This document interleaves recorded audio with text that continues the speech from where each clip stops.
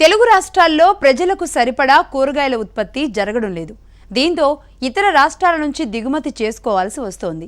కారణం ప్రకృతి వైపరీత్యాలు, సరైన యాజమాన్య పద్ధతులు పాటించకపోవడం, నారు పెంపకంలో శాస్త్రీయ పద్ధతులు పాటించకపోవడం ఫలితంగా దిగుబడులు తగ్గిపోతున్నాయి. ఈ నేపథ్యంలో ఆధునిక పద్ధతుల ద్వారా అధిక దిగుబడులు పొందవచ్చని సూచిస్తున్నారు నిపుణులు. ఇందులో భాగంగా ఈ మధ్య కాలంలో యాంత్రీకరణతో కూడిన ప్లగ్ టైప్ నర్సరీలు అందుబాటులోకి వచ్చాయి. ఈ నర్సరీల్లో మొక్కల పెంపకం ద్వారా తక్కువ సమయంలోనే పైరు ఏపుగా పెరగడంతో పాటుగా అధిక దిగుబడులు పొందవచ్చు. మరి ఇవాల్టి నేల తల్లిలో ప్లగ్ టైప్ నర్సరీల గురించి తెలుసుకుందాం.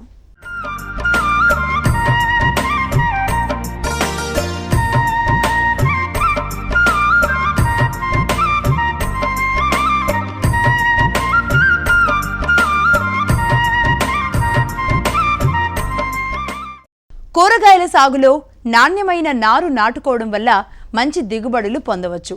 ఆరోగ్యవంతమైన నారు వాడుకోవడం వల్ల మొక్కలు తొందరగా నిలదొక్కుని శాఖీయంగా బాగా అభివృద్ధి చెంది రోగనిరోధక శక్తిని కలిగి ఉంటాయి. తొందరగా కాపుకొచ్చి అధికంగా దిగుబడిని ఇస్తాయి.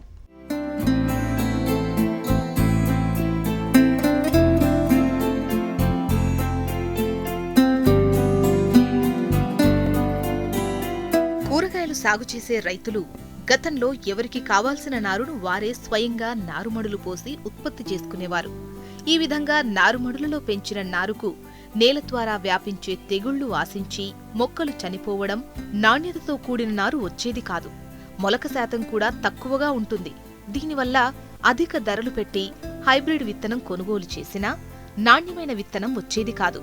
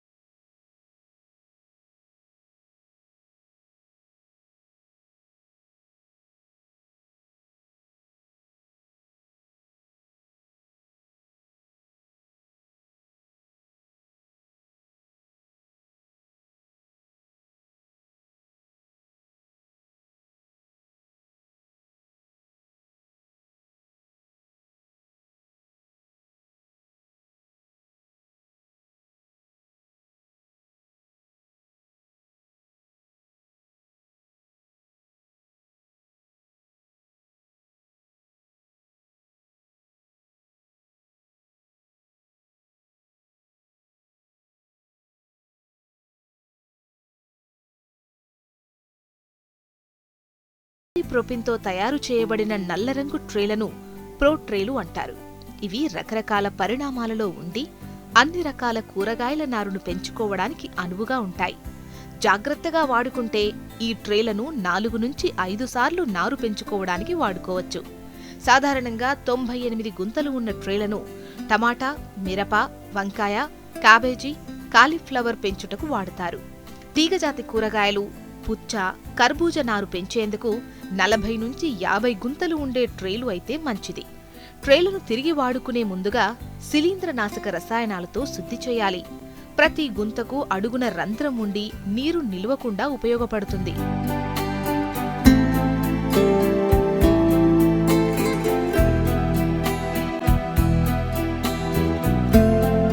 నిర్జలీకరణం చేసిన కోకోపిట్ను వాణిజ్య సరళిలో ఎక్కువగా వాడుతున్నారు. ఈ మాధ్యమం ఉపయోగించడం ద్వారా తెగుళ్ల వ్యాప్తిని అరికట్టవచ్చు. కొబ్బరి పీచు నుంచి తయారు చేసిన కోకోపిట్కు తేమ నిలుపుకునే సామర్థ్యం ఉంటుంది. విత్తనం మొలకెత్తేందుకు, వేరు బాగా అభివృద్ధి చెందేందుకు అనుకూలంగా ఉంటుంది. పశువుల ఎరువు లేదా సేంద్రియ ఎరువుల వల్ల నారుకు తెగుళ్లు సోకే అవకాశముంది. నారు పెంచడానికి వాడే కోకోపీట్ బాగా తయారు కావాలి. నారుకుళ్ళు తెగుళ్లు ఆశించకుండా 1 టన్ను కోకోపీట్కు 100 కిలోల వేప చెక్క, 1 కిలో ట్రైకోడెర్మా విరిడి కలిపి మిశ్రమాన్ని తయారు చేసుకోవాలి. బాగా ఆరబెట్టిన వర్మీ కంపోస్ట్ను కూడా కొంత కలుపుకుంటే నారు బాగా ఆరోగ్యంగా పెరుగుతుంది.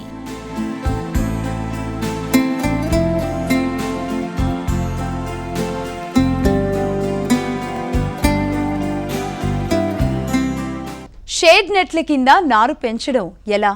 ప్రో ట్రేలలో నారు పెంపకంలో పాటించాల్సిన జాగ్రత్తలేంటి? సాధారణ పద్ధతిలో నారు పెంచడానికి, ప్రో ట్రేలలో పెంచడానికి మధ్య ఉన్న తేడా ఏంటి? ప్రో ట్రేలలో నారు పెంచడం వల్ల రైతుకు కలిగే ప్రయోజనాలేంటో ఇప్పుడు చూద్దాం.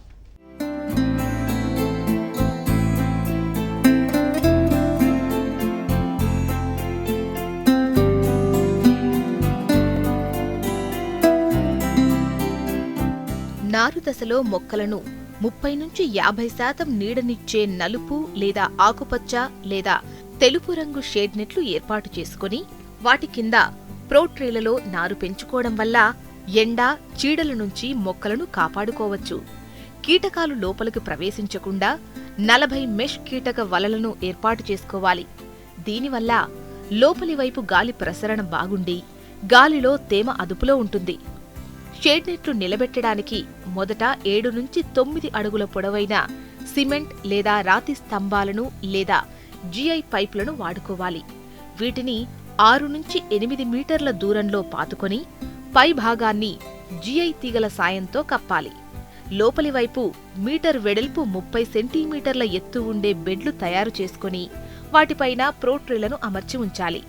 వర్షాకాలంలో అధిక వర్షాల నుంచి నారు మొక్కలను కాపాడుకోవడానికి అర్ధచంద్రాకారంలో అమర్చిన ప్లాస్టిక్ పైపులపై వర్షం పడే సమయంలో పాలిథిన్ షీట్ కప్పాలి. అవసరం లేనప్పుడు తీసివేయాలి.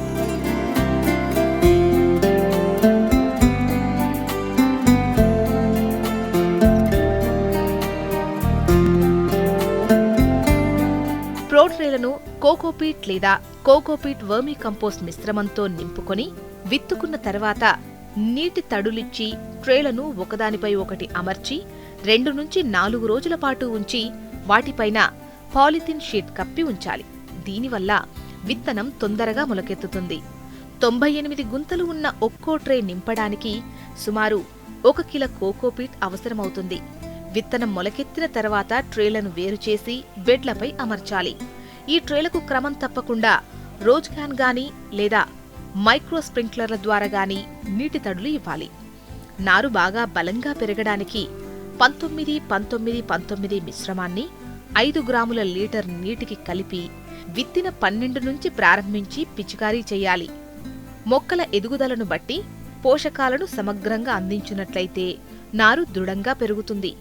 నారు నాటుకునే ముందు నీటి తడులలో వ్యత్యాసాన్ని పెంచి మొక్కలు బయట పరిస్థితులను తట్టుకునే విధంగా దృఢపరచాలి.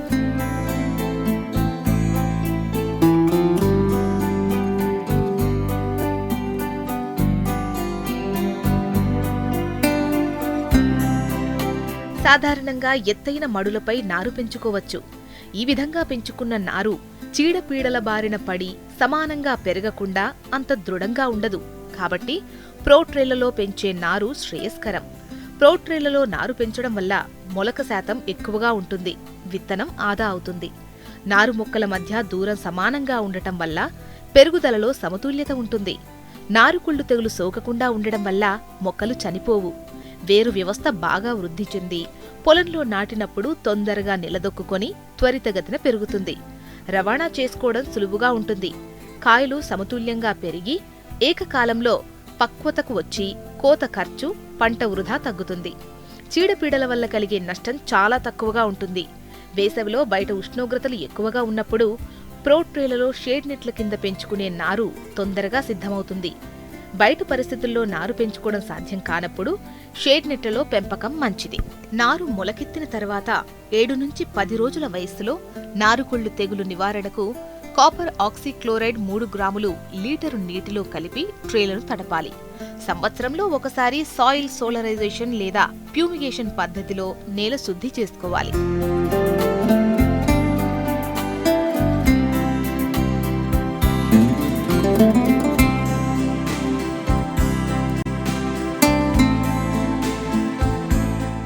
విత్తనాన్ని నేరుగా కాకుండా నారును పెంచి పంట పండించడం వల్ల రైతులకు నాణ్యమైన ఉత్పత్తితో పాటుగా దిగుబడులు కూడా పెరుగుతున్నాయి.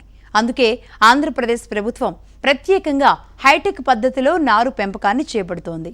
ప్లగ్ టైప్ నర్సరీలను ఏర్పాటు చేసి అత్యాధునిక పద్ధతుల్లో కూరగాయల నారును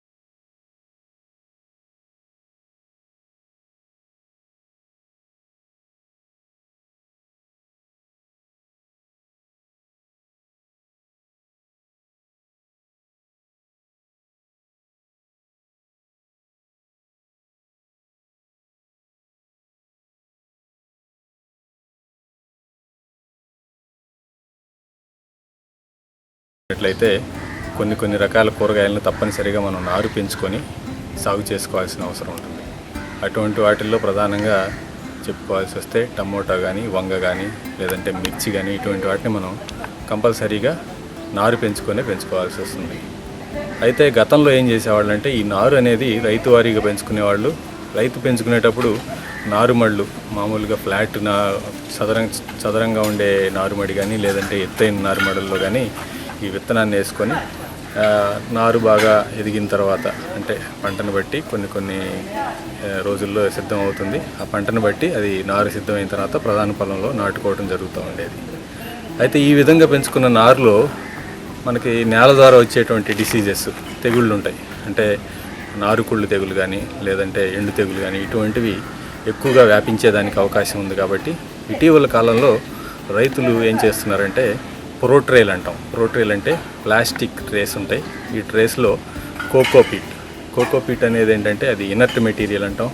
దాంట్లో తెగులు కారకమైనటువంటి శిలీంధ్రాలు తక్కువగా ఉంటాయి. కాబట్టి దాంట్లో నారు పెంచుకున్నట్లయితే ఇటువంటి నారుకుళ్ళు లాంటి తెగుళ్ళు తక్కువగా వచ్చేదానికి అవకాశం ఉంది. కాబట్టి ఈ మధ్యకాలంలో రైతులు ఈ ప్రోట్రేళ్లలో నారు పెంచుకొని ప్రధాన పొలంలో నాటుకోవడం జరుగుతుంది. అయితే ఈ నారు అనేది ఎవరికో చిన్న రైతులు కొద్ది కమతాల్లో సాగు చేసేవాళ్ళు ఈ ప్రోట్రేల్ కొనుక్కోవటం, అదేవిధంగా ఈ కోకోపీట్ కొనుక్కోవటం, ఇటువంటి అన్నీ కొన్ని కష్టసాధ్యం. కాబట్టి వాళ్ళు ఏం చేస్తున్నారంటే కొన్ని కమర్షియల్గా పెంచుకునే నర్సరీస్ ఉంటున్నాయి. ఆ నర్సరీ దగ్గర వాళ్ళకి కావాల్సిన నారుని తెచ్చుకొని ప్రధాన పొలంలో నాటుకోవడం జరుగుతుంది. ఇటువంటివే షేడ్ నెట్లు, ఇటువంటి నర్సరీలు అనేవి సాధారణంగా వాళ్ళు ఏం చేస్తున్నారంటే ప్రోట్రేల్లో ఈ కోకోపీట్ నింపుకొని దాంట్లో నారు పెంచేసి షేడ్ నెట్ల కింద 50% షేడ్ నెట్ల కింద నారు పెంచి ఈ రైతులకి అమ్ముకోవడం జరుగుతూ ఉంది. ఇలా పెంచుకున్న నారు వల్ల నారు అనేది బాగా ఆరోగ్యంగా ఉంటుంది. ముందుగా ఏంటంటే ఈ నేల ద్వారా వ్యాపించే తెగుళ్ళు తక్కువగా వచ్చేదానికి అవకాశం ఉంటుంది. దీన్ని మనం ప్రధాన పొలంలో నాటుకున్నప్పుడు నారు పీకి మళ్ళీ నాటుకునేటప్పుడు వేరు వ్యవస్థకి ఎటువంటి డ్యామేజ్ జరగదు కాబట్టి ప్రధాన పొలంలో నాటుకున్న వెంటనే అది బాగా నిలదొక్కుని తొందరగా ఎదుగుదల ప్రారంభమయ్యేదానికి అవకాశం ఉంటుంది. అందువలన ఏమంటుందంటే ఈ రైతులు కూడా ఈ రకమైన నారుని వేసుకోవడానికి బాగా అలవాటు పడ్డారు. ఈ ట్రేలను నేలపై కాకుండా భూమికి 3 అడుగుల ఎత్తులో ఏర్పాటు చేసిన స్టాండ్లపై ఉంచి నారు పెంచడం వల్ల నేల ద్వారా వ్యాపించే తెగుళ్లు ఆశించవు. ఈ ట్రేలకు నీటి తడులను పైన అమర్చిన బూమర్ల ద్వారా అందించడం వల్ల సమానంగా నీరందుతుంది. పోషకాలను కూడా నీటి ద్వారా అందించుకోవచ్చు. ఈ పద్ధతిలో పెంచిన నారు మొక్కలు దృఢమైన కాండం కలిగి బాగా అభివృద్ధి చెందిన నారుతో ఆరోగ్యంగా ఉండి ప్రధాన పొలంలో నాటుకున్న వెంటనే నిలదొక్కుని త్వరితంగా పెరుగుతాయి. ఈ మధ్య కాలంలో ఏంటంటే ఇంకా హైటెక్ టెక్నాలజీస్ అందుబాటులోకి రావడం జరిగింది. అందులో భాగంగానే మన వెంకటరామనగూడెంలోని డాక్టర్ వైఎస్ఆర్ ఉద్యాన విశ్వవిద్యాలయంలో సెంటర్ ఆఫ్ ఎక్సలెన్స్ ప్రాజెక్ట్ కింద ఆటోమేటెడ్ ప్లగ్ టైప్ నర్సరీని మేము ప్రారంభించడం జరిగింది. ఇందులో మేము ఏం చేస్తామంటే సీడు అంటే విత్తనం నాటే దగ్గర నుంచి నీరు పెట్టడం, అదేవిధంగా దానికి కావాల్సినటువంటి పోషకాలు అందించడం, ఇది మొత్తం కూడా మెకనైజ్డ్ సిస్టంలో మిషనరీతో అందించడం జరుగుతుంది. ఆ ప్రోట్రేలని వెర్మీ కంపోస్టు లేదంటే వెర్మిక్లైటు ఇటువంటి కోకోపీట్తో నింపుకోవటం కానీ ఇదంతా కూడా మిషన్ ద్వారా చేయడం జరుగుతుంది. దీనివల్ల ఏమందంటే మనం ఒకేసారిగా అధిక మొత్తంలో నారుని పెంచుకునే దానికి అవకాశం ఉంది. ఈ విధమైన నారుని మనం రైతులకి పెంచి ఇవ్వటం జరుగుతూ ఉంది.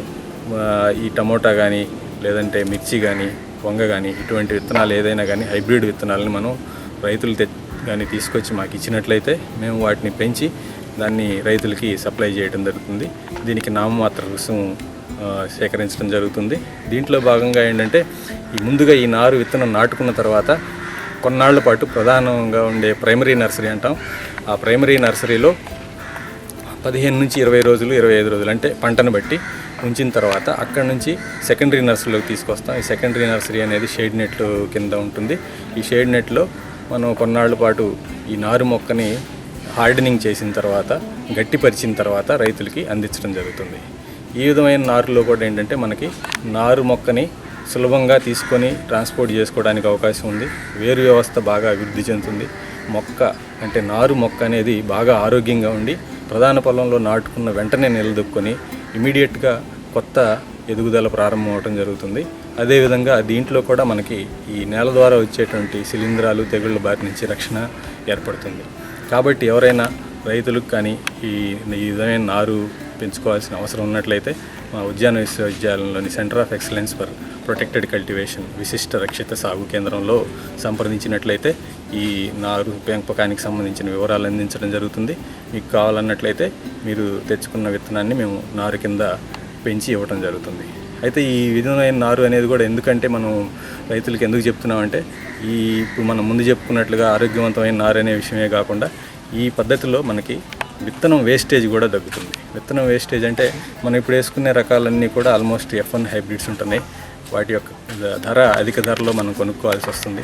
ఒక విత్తనం వేస్ట్ అయినా కూడా మనకి దాని మీద పెట్టే ఖర్చు పెరుగుతుంది. కాబట్టి ఈ విధమైన మన హైబ్రిడ్ విత్తనాలని కంపల్సరీగా మనం ఈ ప్రోట్రేలో ఆటోమేటెడ్ ప్లగ్ టైప్ నర్సరీలో పెంచుకున్నట్లయితే మనకి నారు మీద పెట్టే ఖర్చు తగ్గుతుంది.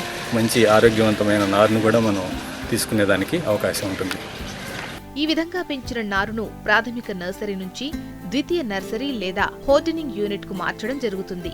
ప్రధాన పొలంలో నాటడానికి ముందు 7 నుంచి 10 రోజుల పాటు 50% నీడనిచ్చే షేడ్ నెట్ ఏర్పరిచిన ద్వితీయ నర్సరీలోకి నారును మార్చి బయట పరిస్థితులకు సంసిద్ధం చేస్తారు.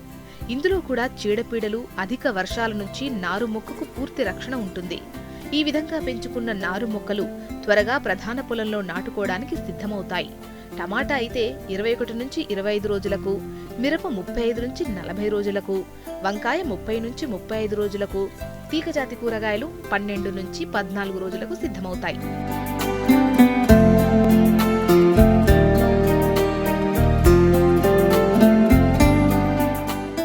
ప్లగ్ టైప్ నర్సరీలు అందుబాటులోకి వస్తే కూరగాయల దిగుబడులు గణనీయంగా పెరుగుతాయని చెప్పడానికి ఎలాంటి సందేహమూ లేదు. దృఢమైన నారు పెంపకం ప్లగ్ టైప్ నర్సరీలలోనే సాధ్యమవుతుంది. రాష్ట్ర ప్రభుత్వాలు ఈ నర్సరీలను దశల వారీగా రైతులకు అందుబాటులోకి తేవడానికి చర్యలు చేపడుతున్నాయి.